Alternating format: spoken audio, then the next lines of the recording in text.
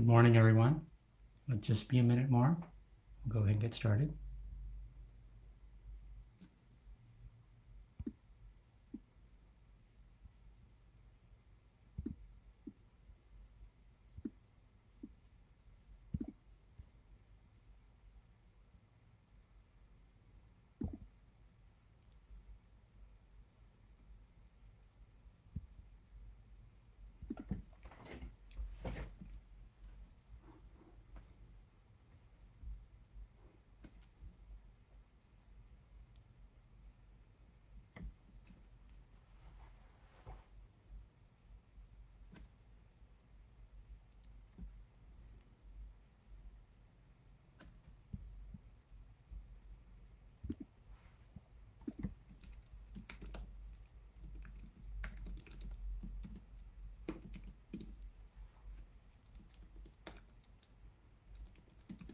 Okay, let's go ahead and get started.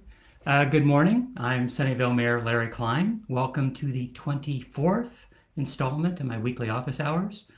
People continue to reach out and say that they really appreciate these weekly live stream addresses. And they like hearing from the mayor. And so I'll be continuing these through the end of the shelter in place and probably a lot longer. This Facebook Live event is a great opportunity for me, every week to give you some updates, to answer some of your questions, and then it also just allows me to provide some words of encouragement to those people who are dealing with the stresses of sheltering in place. Thank you for allowing me to continue to represent you and work for Sunnyvale during these ever-changing and extraordinary times that we're living in. I hope that everyone is doing well, staying safe. Please remember to take care of yourself, both physically and mentally. And, definitely physically over the last week has been difficult with the air quality because of the fires and, the ongoing heat wave. When we thought just staying at home and COVID was our main issues, there's always something else on the horizon. So I'm happy to look outside today and see, our air quality's been a lot better and made it a lot easier for my morning runs and for residents in general to be out. So hopefully that will remain the same, although the winds changed yesterday evening and there was a little bit of smoke overnight. So hopefully that will improve over the next week or two. So keep following the county health order. Please, people need to do what you can to stop the spread of the virus.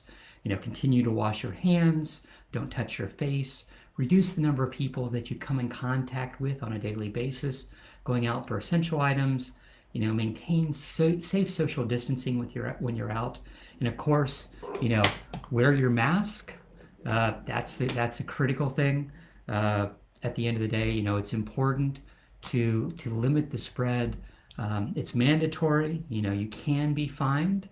And as I've said before, if you need a face covering, please contact me. We have a lot of people that are sewing their own and giving them to the mayor. And so I have, a good number that I can pass out if people need them. And you should have one, you should have a spare. You should, everyone in your family should have at least two. And as we talked about evacuations last week, you need to have at least two per person, in your evacuation kit ready to go in case you need to be evacuated. We're not out of the woods yet as far as COVID-19 is concerned. You can be a carrier or someone you can meet can be a carrier of COVID-19 and be asymptomatic, not showing any symptoms. So please be careful when you're visiting relatives, visiting friends, or being out and about wherever you are. So we are now 164 days after the March 16th public health order that started the sheltering in place to slow the spread of COVID-19. Since that declaration, a lot has happened and a lot more happens every day. I have daily press conferences and seminars to watch. I have conference calls to confer and advocate on your behalf. We will make it through this. It hasn't been easy, but I do think that, I'm proud of what the response has been from our residents, and happy to represent you at all levels of government. So let's go ahead and get started. Let's talk about what's happened at the federal, state, county, and city level over the last week. It's been another crazy and stressful week. Last Tuesday, we talked about what the Santa Clara County Board of Supervisors did. They did several things.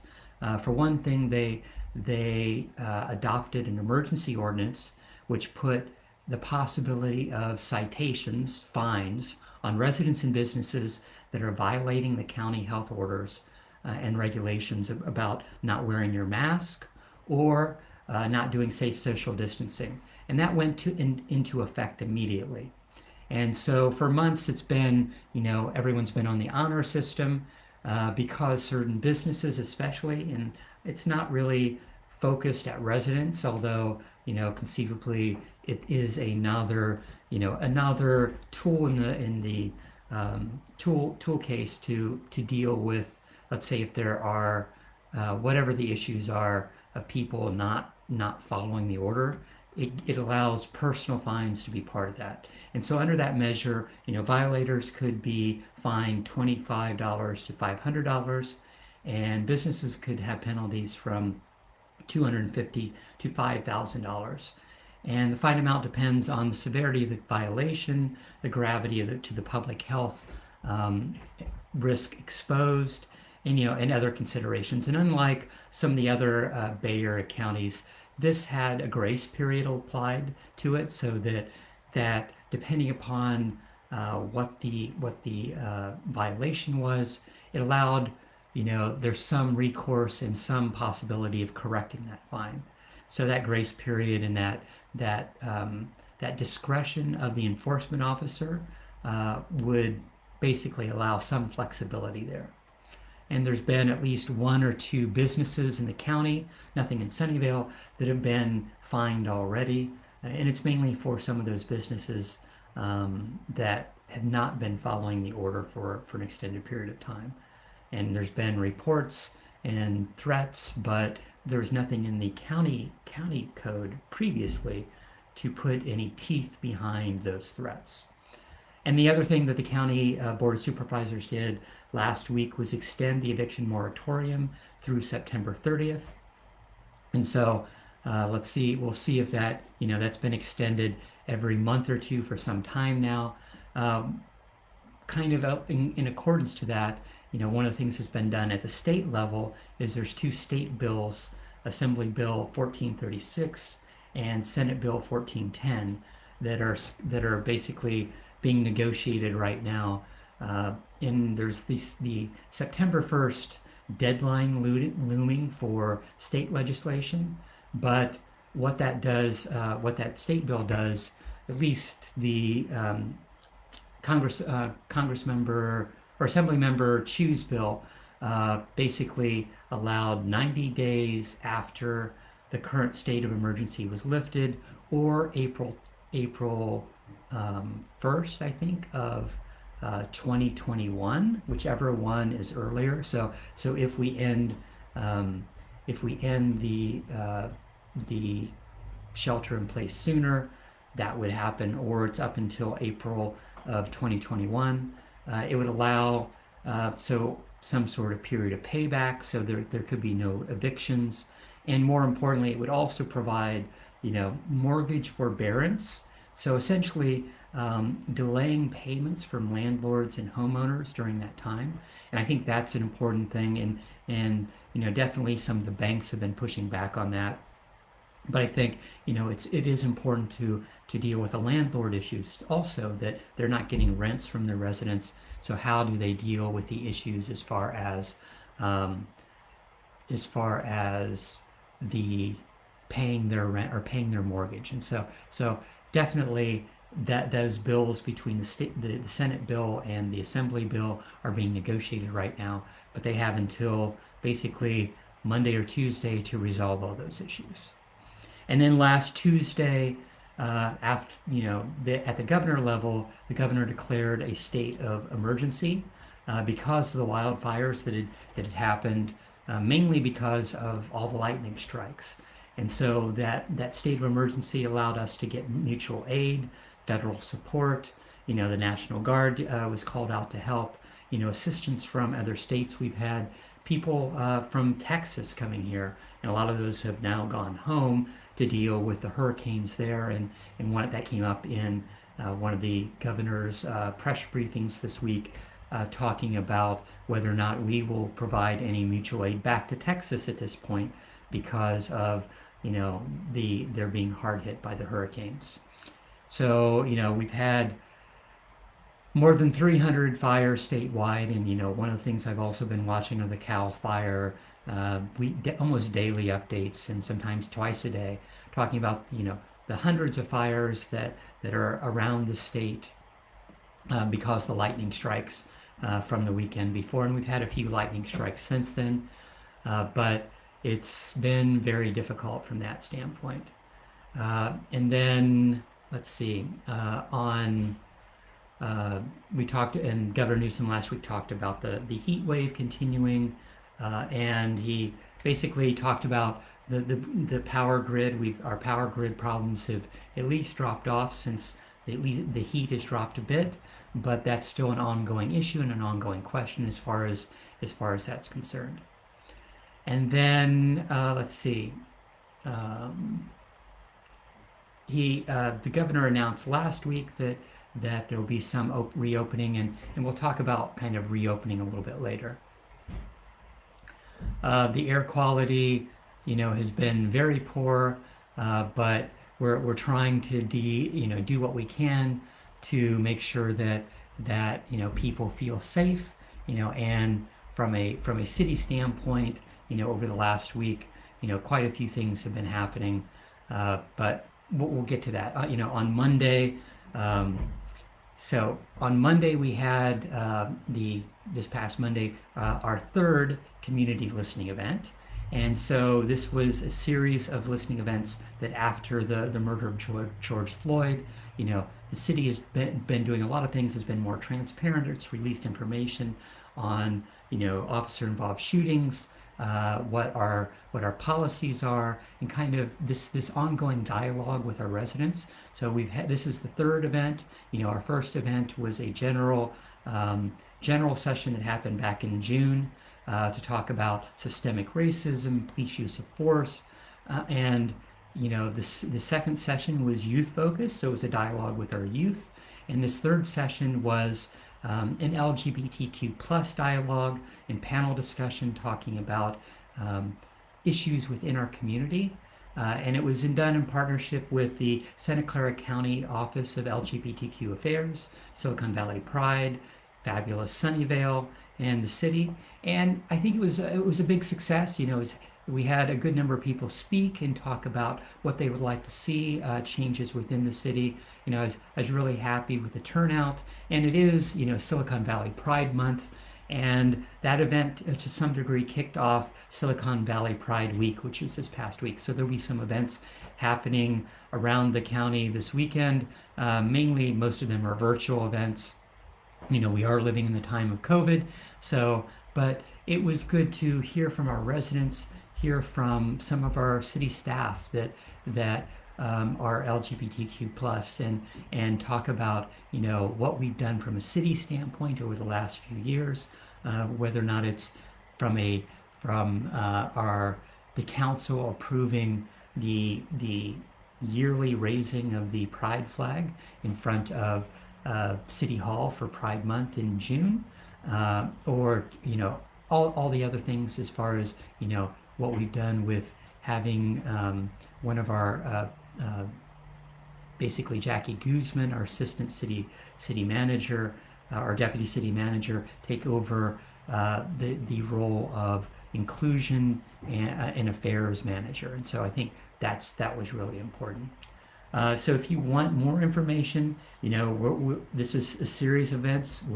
We'll have another event coming up in September focused on our Spanish community, and conceivably another one just as a police roundtable to talk about policing late in September. A report of all these listening sessions will be coming back to council sometime in October. But if you want to get more information, if you want to be kept up to date, sign up for the mailing list at sunnyvale.ca.gov/unity.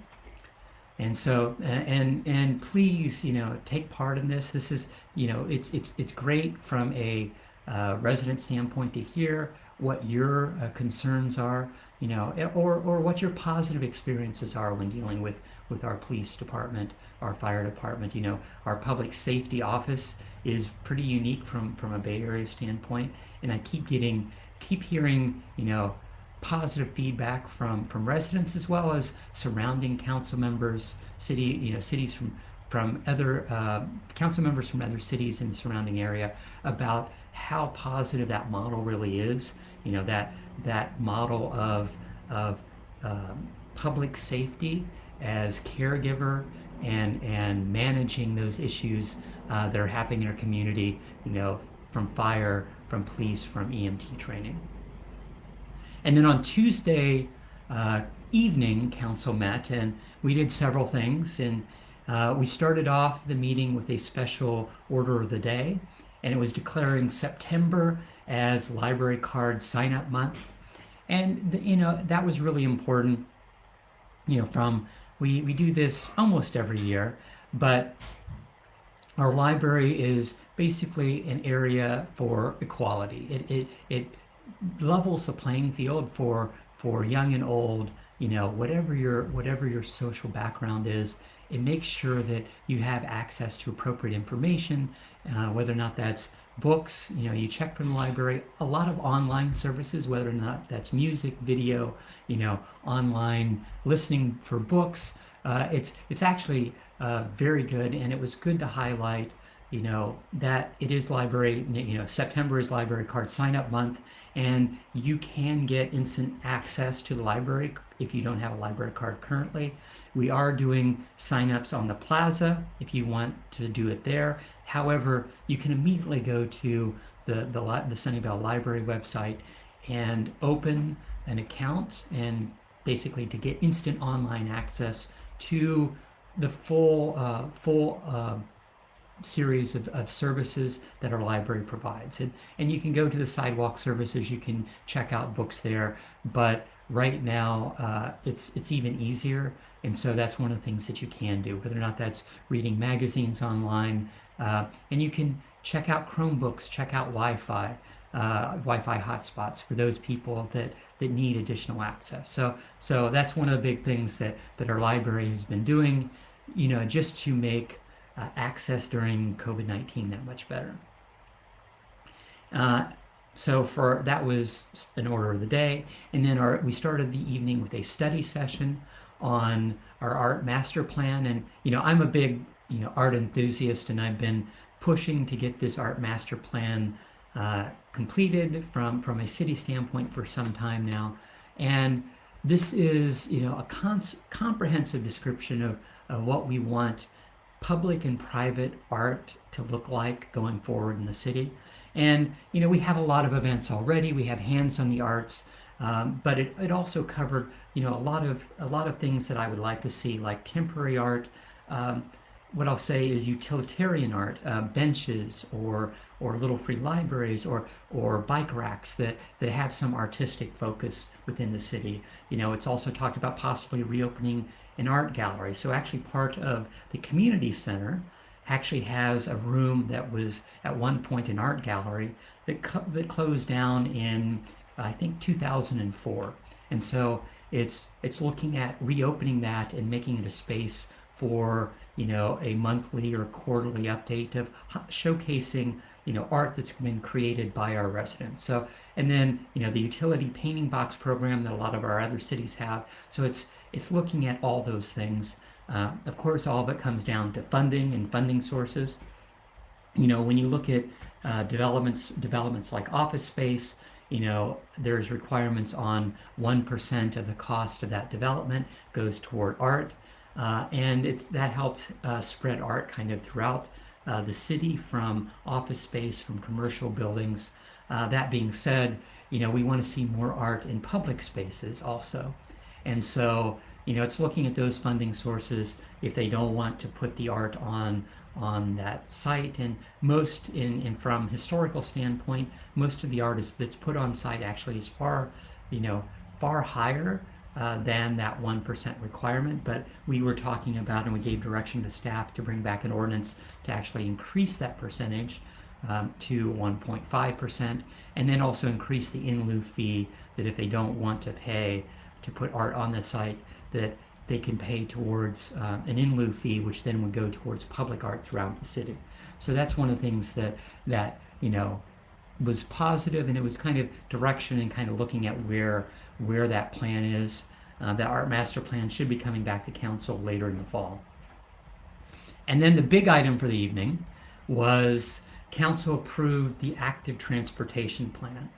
And so this was, a long effort that basically merged several things. It was a 10-year plan for bike and ped and alternate transportation access, active transportation throughout the city for the next 10 years. So it's creating a vision, and what those safe routes will be, what the bike and pedestrian improvements will be throughout the city.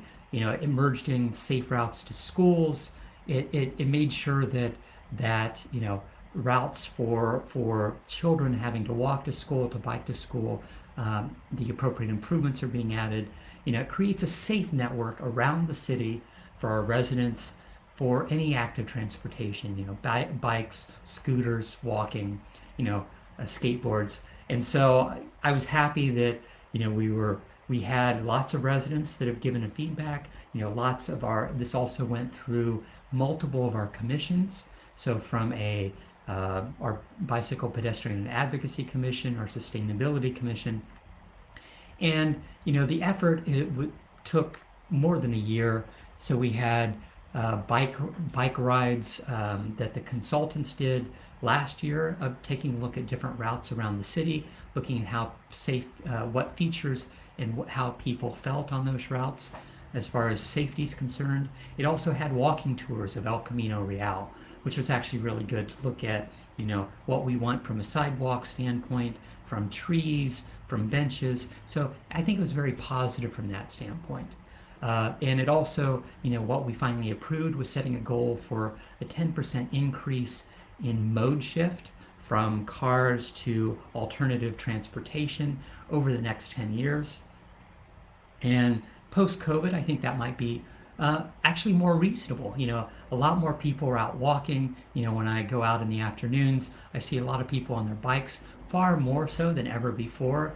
And, part of the cut the commute, and I might have mentioned that last meeting, there's a pledge that we're trying to do from a county standpoint, and we passed that at the Cities Association of Santa Clara County a week or two ago, to cut the commute. That basically having businesses as well as city staff trying to make the commitment that, if possible, having depending upon what the job is, of course, having 25% of the work week be done remotely. And that depends on what the position is, of course. We can't have our park employees work remotely, but there are certain, city staff that can spend part of their time remotely. And I think that's an important process. So the next step, of course, so that was a big, milestone that we finally approved that plan, and it had lots of changes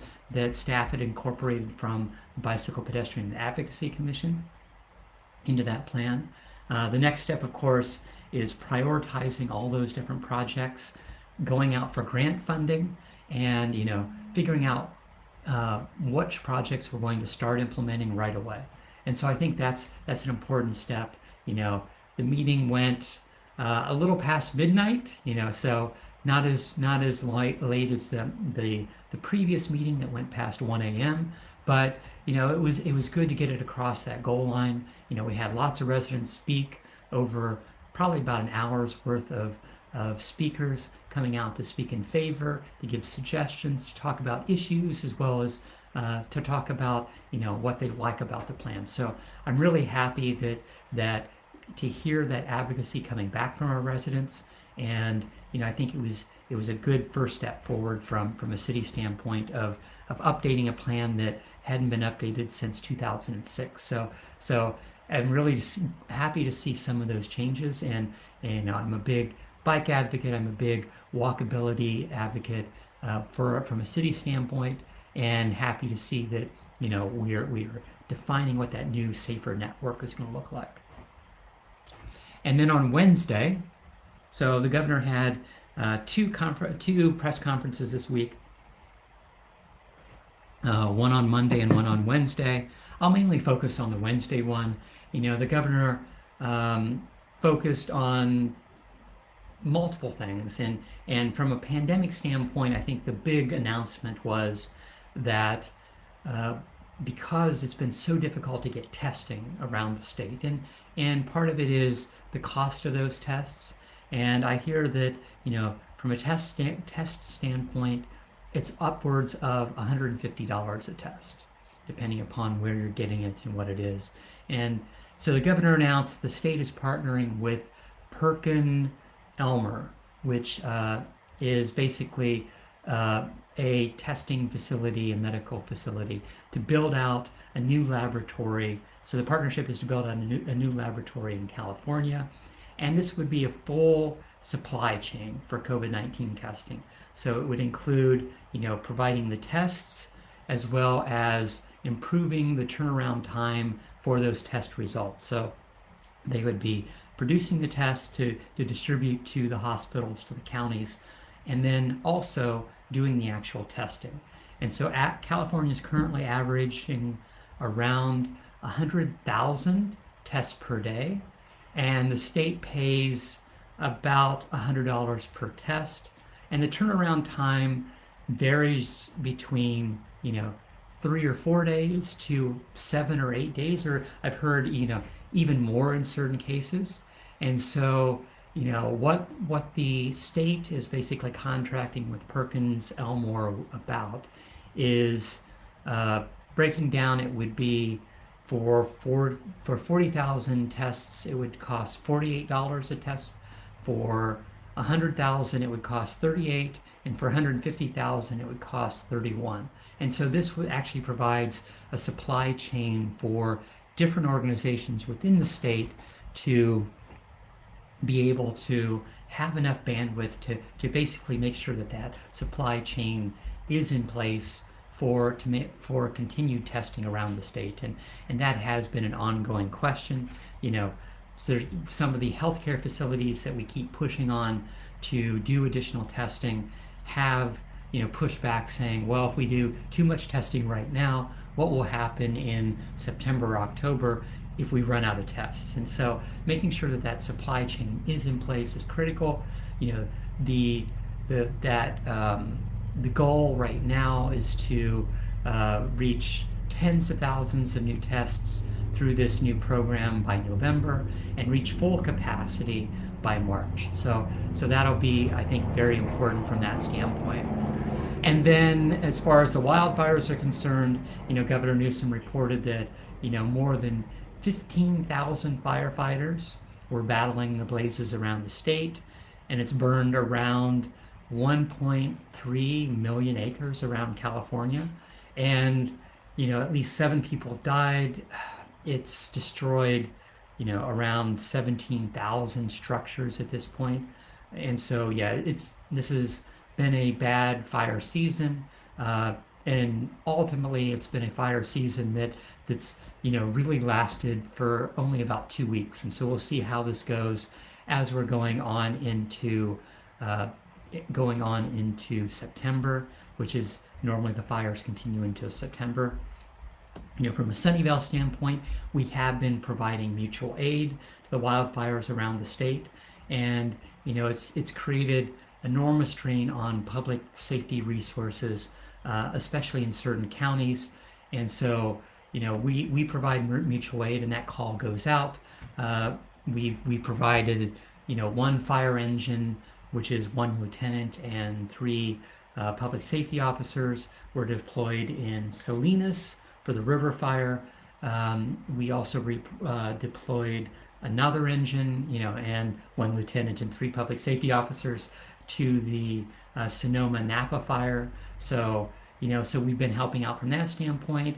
We did a public safety officer to Big Sur to help out with their radio operations.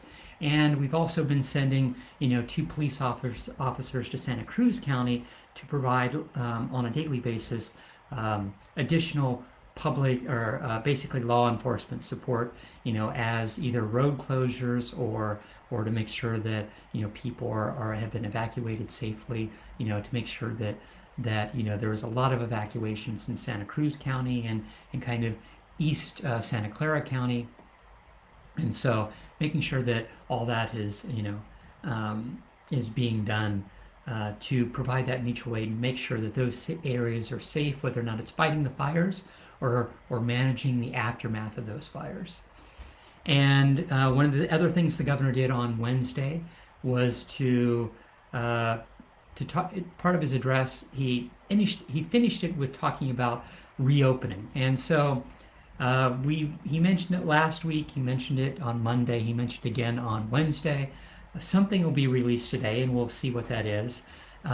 It's entering a new phase as far as the opening is concerned. And so Governor Newsom, announced that there will be new modified orders that'll be released sometime today. And of course, we'll see, what those are. The state has been working with different counties on, what those new orders might look like. It might be more prescriptive. We've seen, in the past that when they opened up last time, and what the governor has said is they've opened up too quickly in certain ways and weren't prescriptive enough. And so we'll see, what those new orders look like. Hopefully it'll give more clarity on, how long, you have to wait depending upon what the counties look like as far as number of cases are concerned. And, we had some issues as far as percentages. Certain things didn't really make sense as far as percentages. When you have very small numbers to begin with, a small percentage increase, a small number increase means a large percentage.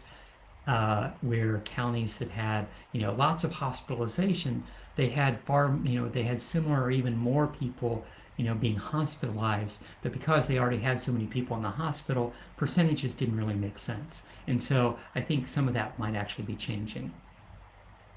And then on Wednesday night, from a city standpoint, we had a virtual outreach for the Lakewood Branch Library. For those of you that were able to attend, it was a great event. I think, from a virtual standpoint, it's actually been very good, and we've gotten a little bit more of the groove as far as setting up how consultants run, these virtual meetings. So going into different, basically breakout rooms to talk about specific topics. So the Lakewood Branch Library was approved earlier this year and actually had been envisioned last year, but the final agreement between Fremont Union High School District, Sunnyvale School District, and Sunnyvale was finalized earlier this year.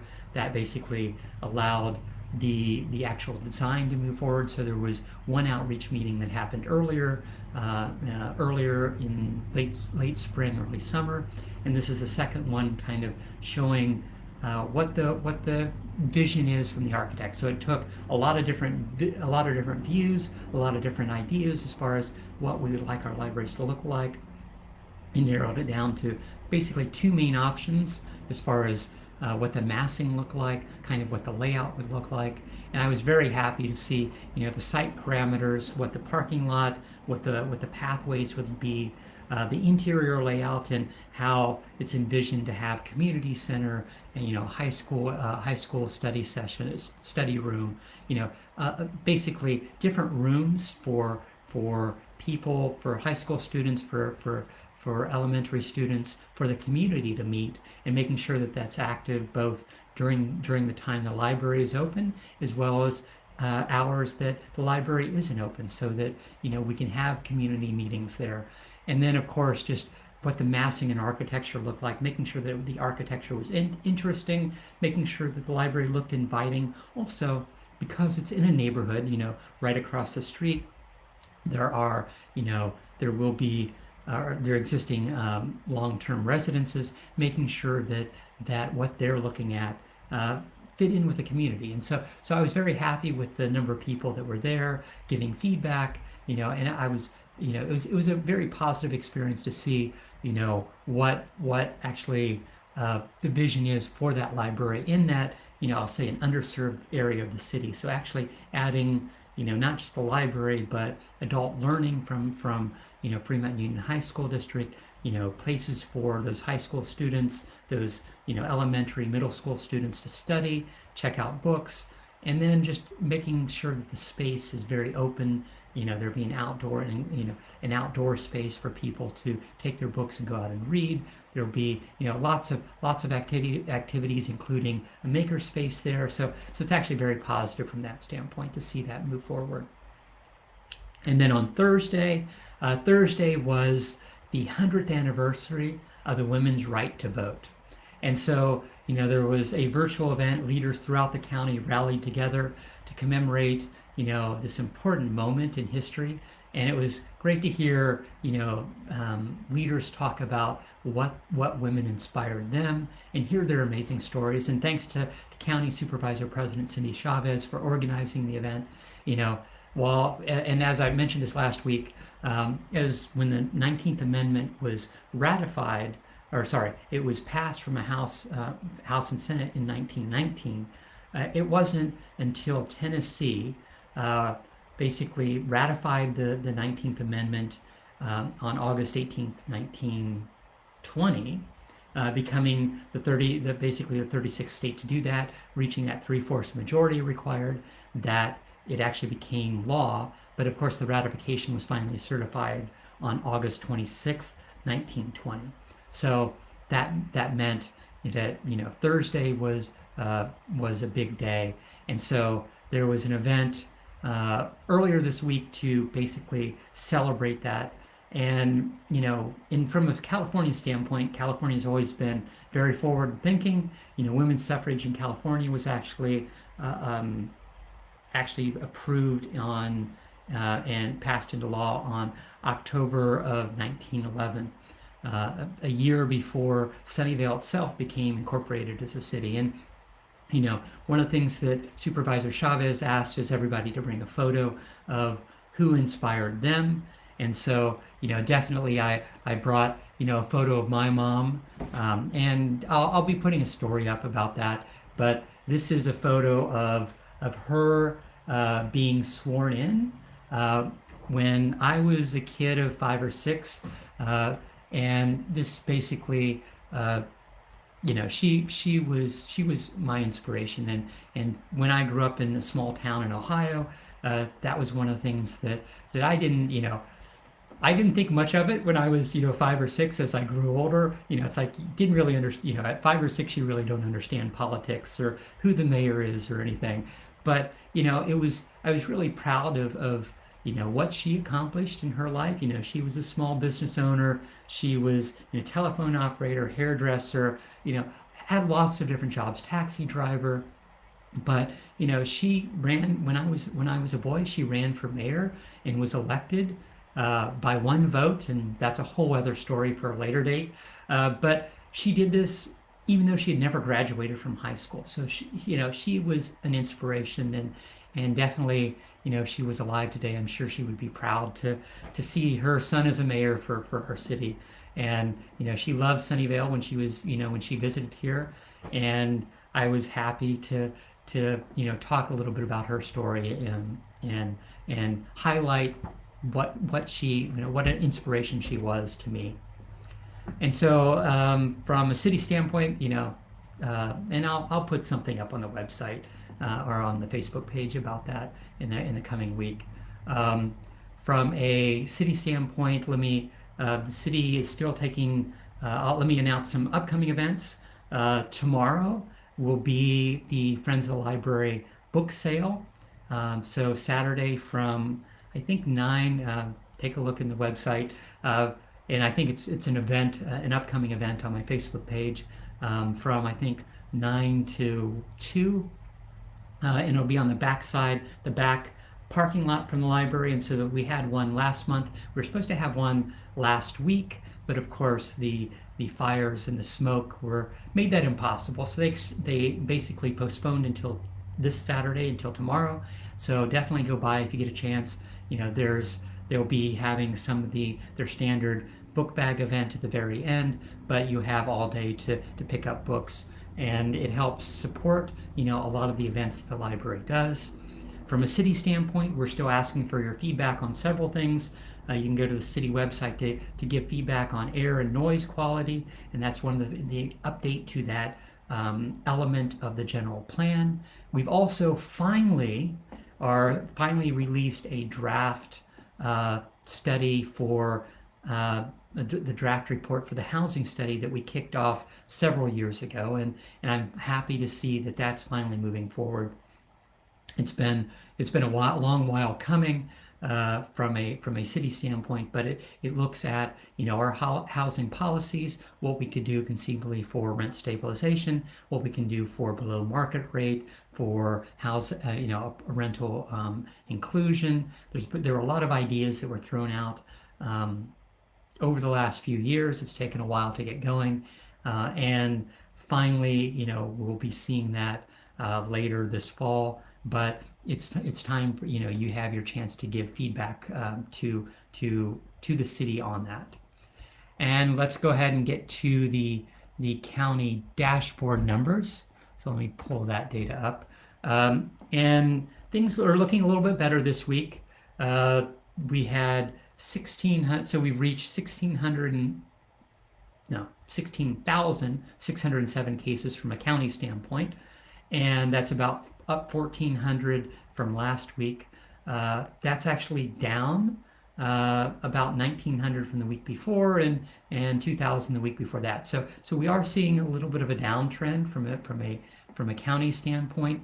We've had 240 deaths. That's up 9 from the last week. So we still continue to have, COVID-19 is affecting people. We have currently 138 hospitalizations. That's down a little bit from last week when we had 162. So we've had a good number of hospitalization numbers down. So hospitalization looks better. Number of COVID cases look better. San Jose still remains the big location for COVID-19 cases, and there 11,011 residents have tested positive. That's up around 900 from last week, which is down from 1,200, 11, and 1,300 from the weeks before that. From a Sunnyvale standpoint, we've had 745 cases.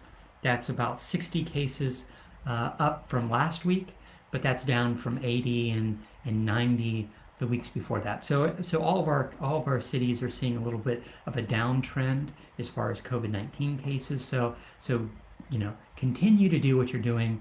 Continue to be safe when you're out. Wear your mask. Do what you can to stop the spread of the virus. I continue to do advocating on your behalf. At a county level, this past Monday, the pop-up van or pop-up county health testing was again at Murphy Park. So we'll be having that, the second and fourth Mondays, and it's by appointment only. And one of the things that I noticed when the appointments went up last time was that they were only in English. So they were only in English, which makes a barrier for those people that don't speak English in our community. So I worked with the county staff.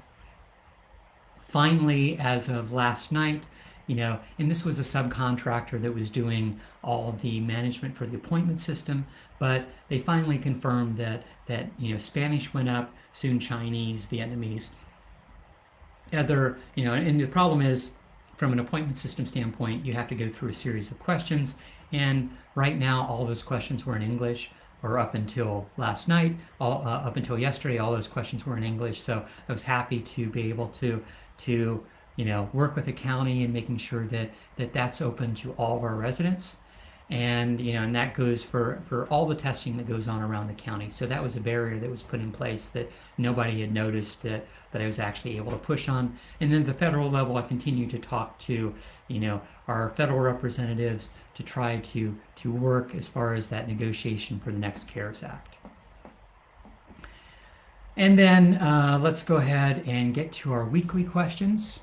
So from a weekly standpoint, and I've had this question for multiple people over the last week, what should I do to be prepared for evacuation? So the air is a little bit better, and actually some of the evacuees, friends that I know in Santa Cruz County, have actually been approved to go back to their homes.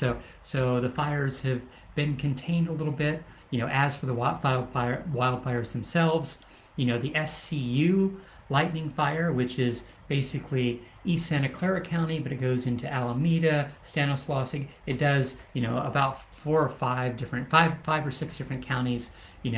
It's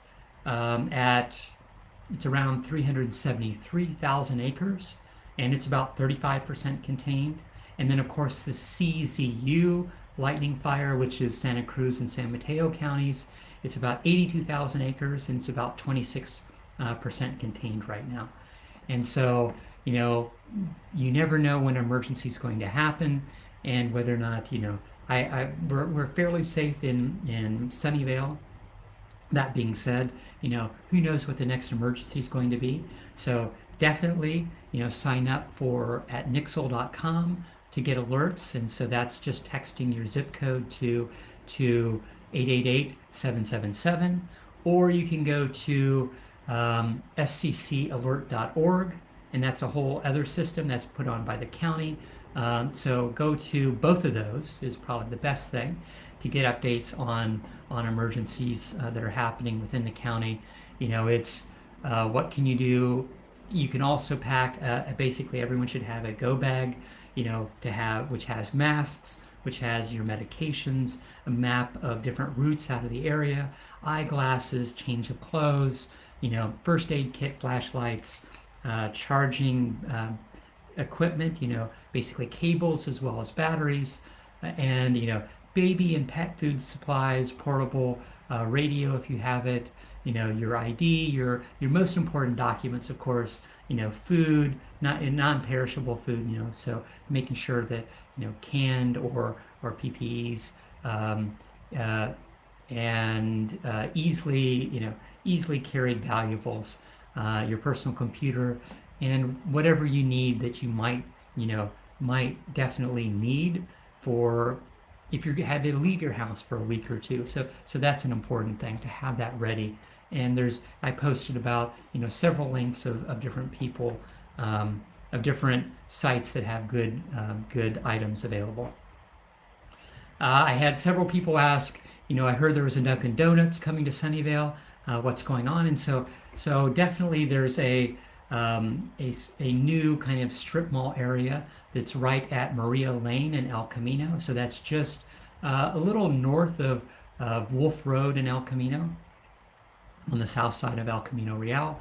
And that there's actually three things that are going in there, one of which is a Dunkin' Donuts, which I've had a lot of people giving very positive feedback as far as that's concerned. A mattress store, so Mattress Firm is also going in there. And then a third tenant, which will be Mountain Mike's Pizza. So a pizzeria will also be going in right there along El Camino. And so that should be happening. There's still, so the exterior for those buildings is now complete. They're now working on the interior, and that always depends upon the tenant and how quickly they have their construction workers fill out that space. So right now I hear, it's going to be another month or two before we see real movement on any of those stores actually opening, because they need to finish the construction and then get their final permits. One of the questions I got, I've been getting for the last 2 weeks is when is the lane of Tasman closing. So we talked about this previously, that one of the issues along Tasman, that there isn't a sidewalk from Lawrence Expressway all the way to Fair Oaks. And so we have a lot of mobile home community there. we have a lot of people biking that area, but there's no sidewalk, there's no, direct connection. You have on one side, and you have like lots of, condos and all that. So providing at least a temporary closure of one of the lanes to make sure that there's a complete sidewalk. So if people need to walk to the grocery that's the corner of Fair Oaks and Tasman, they have that capability. So from that standpoint, that was basically the contractor that was supposed to be installing that had some issues under COVID-19, under the fires of getting all the materials that they needed.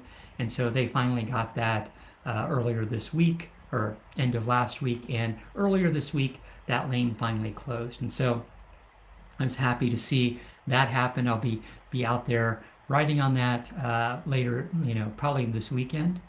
And let's see, one of the other questions I got is, who speaks for the homeless in Sunnyvale? So definitely there's a lot of outreach from a homeless standpoint that goes on. And we have a shelter in Sunnyvale. So that's one of the things that is active, that the cold weather shelter that used to be, only open between October and April is now open year round, and it's a transitionary shelter. It's when, it's basically when people that are previously homeless, they're referred through Sunnyvale Community Services or other county agencies. And it's single people, it's couples, it's full families. So there's kids out there also. But it's important is once they've been referred, they have a bed until they get placed into housing. So that's a critical thing. And there, even during COVID, even during the fires, people have, new housing is opening up, and so people have been placed into housing. So that's one location that is helping. Sunnyvale Community Services does outreach. Our Daily Bread, which a lot of people don't know about, has been serving. So Sunnyvale Community Service has been, in our community for 50 years, and that's one of the things that our public safety officers, basically refer homeless to Sunnyvale Community Services. There's also Downtown Streets team, which is constantly working with homeless in our community to help them get services as well as get a job, to start getting into that routine of having a job, which is really critical.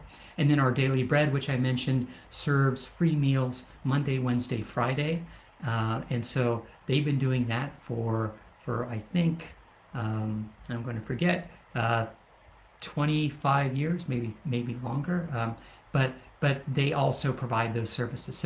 So they do public outreach. They make sure that, trying to help the homeless get the appropriate services that they need, and making sure that, finding out what their issues are. There's also, lots of residents, and I've been connecting them up to our Daily Bread through Sunnyvale Community Services that are providing a lot of those resources. And so I've been happy to hear that, they've been dealing directly with some of the homeless communities, some of the homeless in our community, to help out, provide those services, provide, food, provide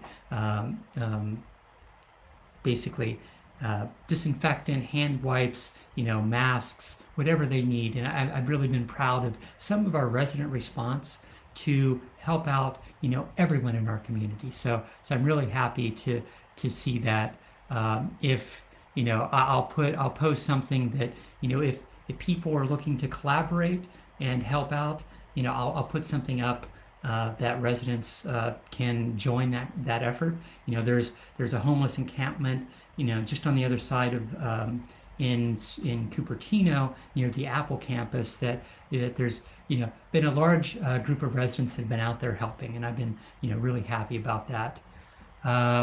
One of the questions I got was, does the transportation plan for the next 10 years include Uber, Lyft, and self-driving services? No, it's mainly focused on active transportation. So it's people, it's making it safer for people to get out of their cars. And so, whether or not we have, Uber, Lyft, whether or not we have self-driving cars or shuttles from a city standpoint, what's also important is to make it as safe as possible for people to walk, for kids to walk to school, to kids to bike to school, for people to feel safe when they're out, biking on scooters, on skateboards. And so it's making it a lot more, a lot easier as well as safer for residents to basically use these active transportation systems.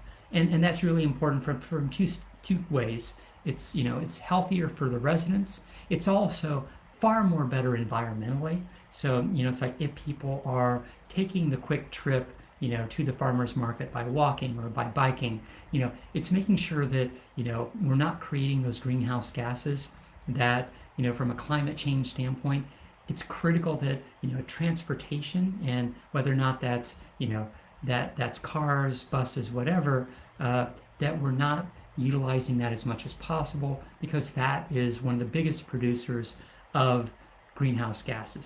So the active transportation plan was mainly focused on trying to make sure that things are that people in Sunnyvale feel as safe as possible, that regardless of their age, of walking, biking, having that other active transportation option, rather than just getting in your car and driving to wherever you need to go. Let's see.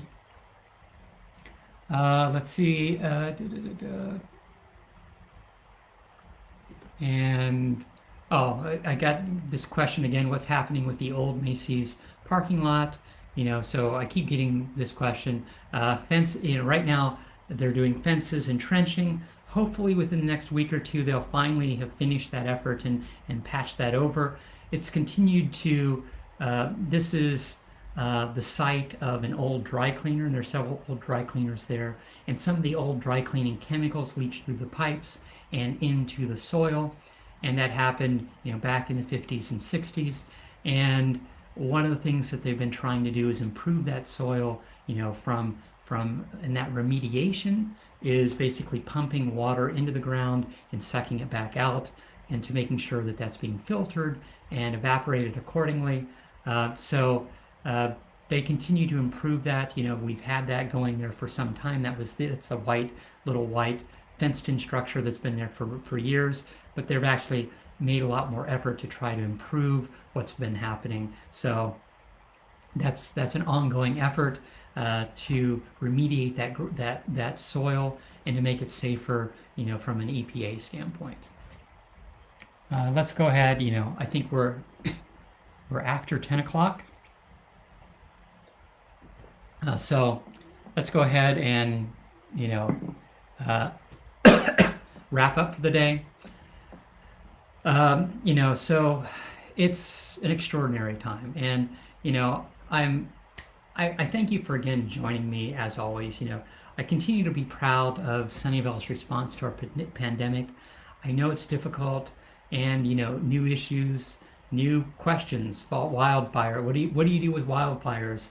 And what would happen if we evacuate? New issues come up every week, but your response and how you deal with those issues really makes a difference. Help your neighbors, making and share masks, mow your neighbor's lawn, share baked goods, seedlings, just writing positive, chalk messages on your sidewalk, putting up, signs in your window. And I'm always happy to see, positive messages throughout our community. I'm happy that, we continue to build community and help others, especially during these difficult times. I'm proud to see Sunnyvale residents, pulling together to help their neighbors, help strangers. So if you're out on a walk, wave, say hello, all from a safe social distance, of course. People miss that social interaction. Sunnyvale will emerge from this as a stronger community. We're in this together. We will get through this together. Thanks again for listening. And until next week, stay cool, stay safe, wear your mask, and have a great week. See you in September. Take care. Bye.